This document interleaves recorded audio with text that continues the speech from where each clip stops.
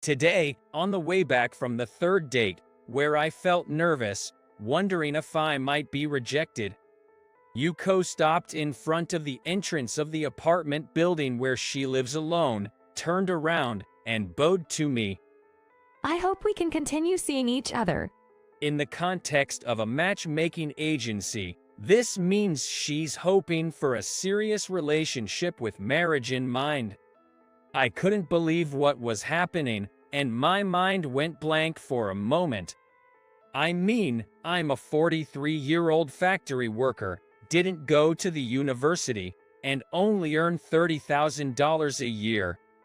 In contrast, Susan is a university graduate working for a top-tier company, earning $70,000 a year at 38.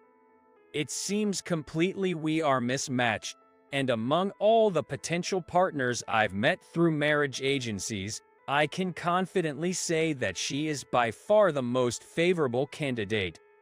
Susan was adorable with a charming personality that naturally made people smile. On the other hand, I was shy and struggled to have a conversation, had no experience with women, and was always rejected before even reaching the next date stage in arranged meetings. I believe that this is influenced by my own past experience. When I was 4, a drunk man threw away a cigarette, and it accidentally ignited the combustible trash outside. This incident caused a fire that engulfed our house. Please, save Bob. Amidst the raging blaze, my mother handed me over to a firefighter from the debris. I barely survived, but when my parents were rescued, they had already passed away. After that, during discussions at the funeral, it was decided that I would be taken in by distant relatives in Tokyo. But shortly after I started living with them, I was put in a facility. Having closed off my heart after losing my parents, I was bullied by the other children at the facility and classmates, leading to a dark and lonely childhood.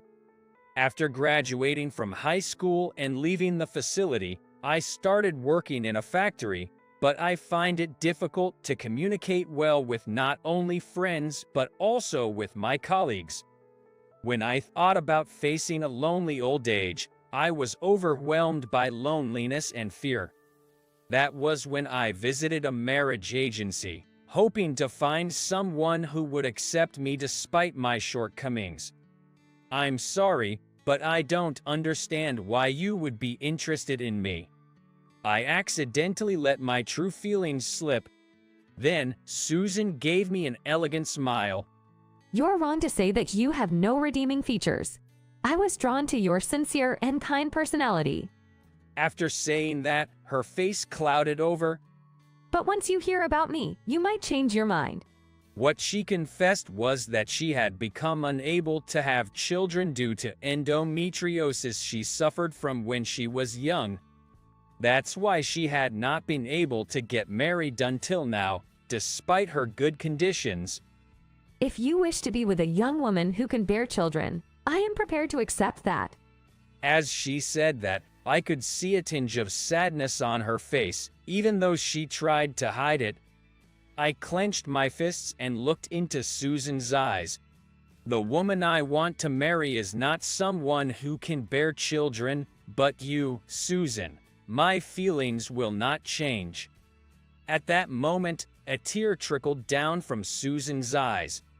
Thank you. I'm so happy. From that day on, we began a serious relationship with marriage in mind. Because of Yuko's frequent business trips both domestically and internationally, we had to schedule our dates according to her availability, giving priority to her busy schedule. I'm sorry we don't get to see each other very often. Susan had a guilty expression, but her thoughtfulness in contacting me frequently no matter how busy she was made me very happy. Even when we couldn't see each other, I felt that she was thinking about me, and her warmth was transmitted through her emails. After going on several dates and visiting each other's homes, I found out she was terrible at housework. Apparently, It was because she had lived with her parents for a long time, and they had a housekeeper at home, so she never had the opportunity to learn household tasks from her mother. After starting living by herself, she tried to do the chores herself but wasn't good at it, and being swamped with work left her with no time. As a result, she currently has a housekeeper come in twice a week to clean and do the laundry, and she usually eats out or relies on meals from supermarkets, said embarrassedly. To be honest, one of the major reasons why I've not been able to get married up until now is that I can't do housework. After meeting you, Bob, I thought I should practice and get better at it, but it seems I haven't improved at all. I was both surprised and relieved to discover this aspect of her, considering she appears to be perfect with her excellent work performance, intelligence, and kindness. It made her feel more endearing and charming to me. I've lived alone for a long time, so I'm used to housework and even enjoy it. I think the one who's good at it should do it. I smiled and placed the freshly baked macaroni gratin on the table. Just watching her happily eating the gratin, blowing on it to cool it down, and saying, "This is so delicious," made me feel truly content. A year later, I proposed to Susan.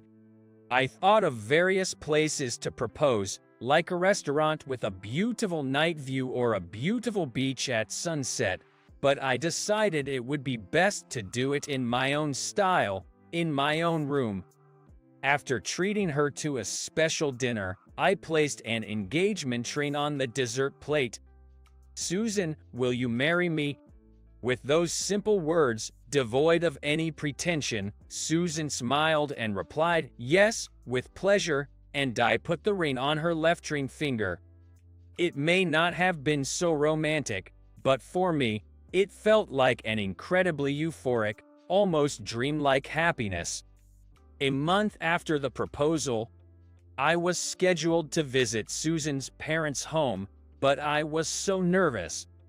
Her father works for a top-tier company and is an elite with experience working in the United States and Singapore. I thought there was no way that such parents would accept someone like me. This is the apartment where my parents live.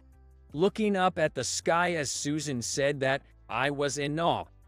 It was a high-rise apartment building in a prime location of New York.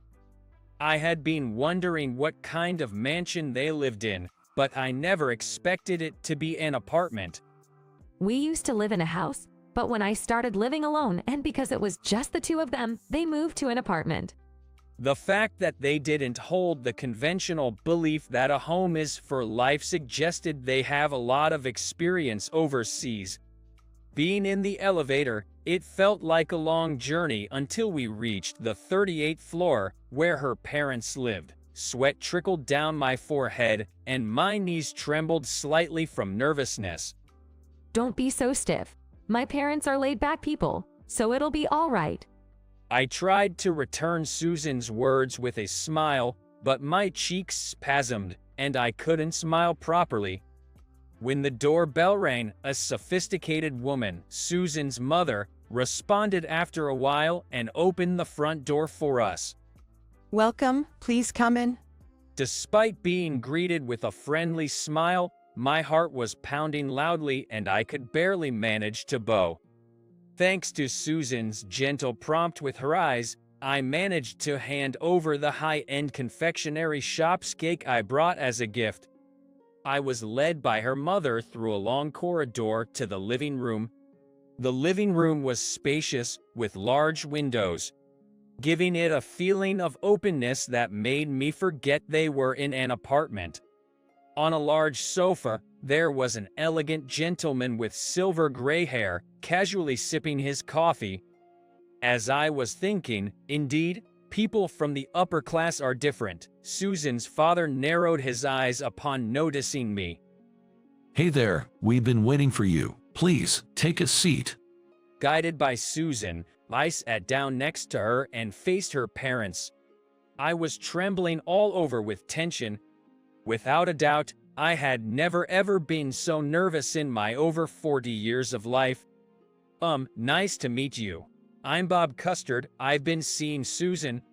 As I bowed deeply, I felt a change in the atmosphere above my head.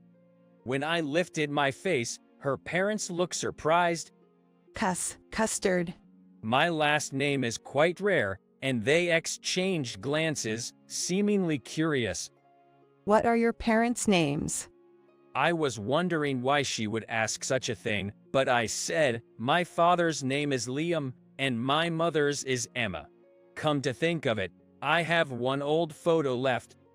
When I pulled out my wallet, I took out an old photo from it and showed it to Susan's parents. It was a picture of me as a baby, held by my mother, with my father smiling next to us. At that moment, Susan's held their breath. No way.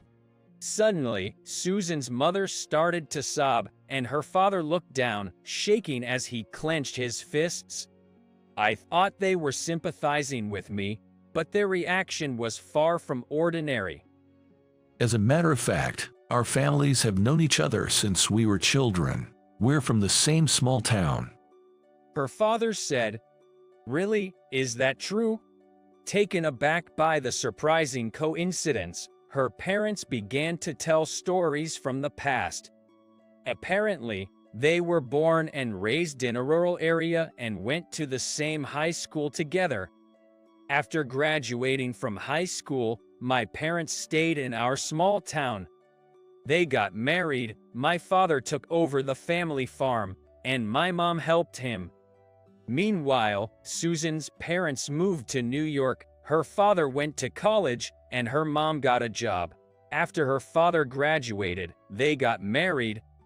Even though they were apart, they kept in touch with each other and visited during Thanksgiving and Christmas. But when Susan's father got transferred to work in Canada, they could only communicate by letters and couldn't meet for a long time. Then, they lost contact. When they returned home temporarily with baby Susan, they found out that my parents had passed away a year before. They were heartbroken to hear that only their son had survived a fire, but they were relieved to know that I had relatives who could take care of me. They had to return to Canada soon, so they couldn't meet me. If we had been living in America, we would have taken Bob in. Susan's mother said apologetically. Bob's parents were the ones who brought us together. What? In their student days, Susan's father was mean to Susan's mother, whom he liked, and she didn't like him. My father convinced Susan's father by saying, "If you like her, don't be mean to her." And my mother cleared up Susan's mother's misunderstanding by saying, "William just likes Olivia so much, that's why he can't stop it." Thanks to this, their feelings for each other grew closer. The year I was born, Susan's parents got married, and my parents, with baby me in tow, attended their wedding. Susan's mother held me and joked to my parents, "If we have a daughter, maybe we should betroth them." I can't believe such a thing could happen. Susan's mother spoke nostalgically. Listening to the story, I was moved by the miraculous encounter, but I also felt daunted about marrying her, so I expressed my honest feelings. Actually, I was raised in an orphanage. I'm just a high school graduate working in a factory. My salary isn't even half of what Susan makes. I don't think I'm the right man for her.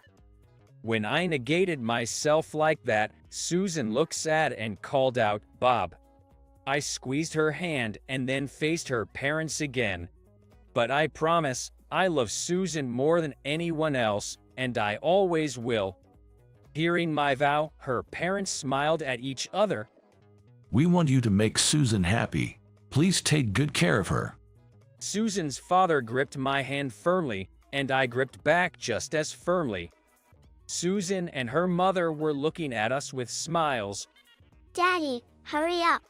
Come on, Mom. You too. Being tugged on by the children, I exchanged smiles with Susan. After we got married, we decided to adopt 2 children from the orphanage where I grew up.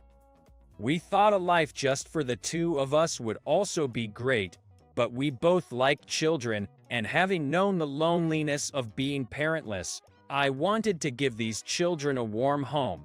That's why we decided to adopt them. But once we did, we felt that the children were giving us so many smiles and so much happiness. Hey Daddy, you'll cook us a fancy dinner because Mom is home today, right? I want a burger and curry. Being pestered by the children, I answered enthusiastically, "All right, let's make burger curry today." Yay! The kids were overjoyed. I truly cherish the happiness of having people I love and people who love me. Susan is still busy with work, flying around the country and overseas every day. Now she has a position with 500 employees under her. Meanwhile, the factory where I work has reduced working hours due to the recession, and my salary has decreased significantly. Because of that, I'm taking care of all the housework and drop off and pick up the kids every day. The kids tease me, saying dad's like mom and mom's like dad. I'm sorry I'm putting a burden on Susan because I don't make much money. I apologized, feeling guilty, and Susan laughed. Bob, you know I'm not good at doing housework. I should be thanking you. You take care of the children and always help me. This kind of partnership is also wonderful. The most important thing is that we are happy together. Seeing Susan's radiant smile, I pledged to myself that I'll protect that smile.